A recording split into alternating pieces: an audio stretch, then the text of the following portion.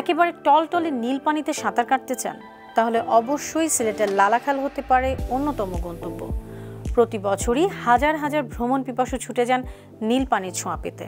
সিলেট বিভাগের জৈন্তাপুর উপজেলার একটি পর্যটন এলাকায় এবং গুরুত্বপূর্ণ স্থান লালাখাল। লালাখালকে বাংলাদেশের সবচেয়ে শীতলতম স্থান বলা হয়। ভারতের চেরাপুঞ্জি ঠিক নিচেই লালাখালের অবস্থান।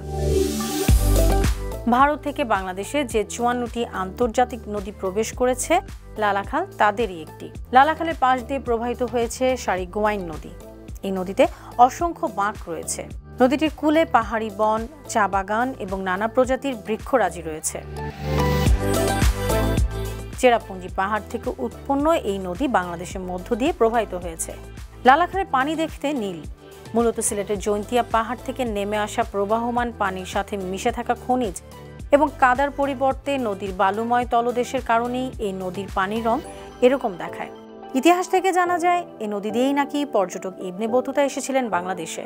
জায়গাটার নামের সঙ্গে খাল শব্দ যুক্ত হলো এটি মূলত একটি নদীরই অংশ। নদীর নাম সারি।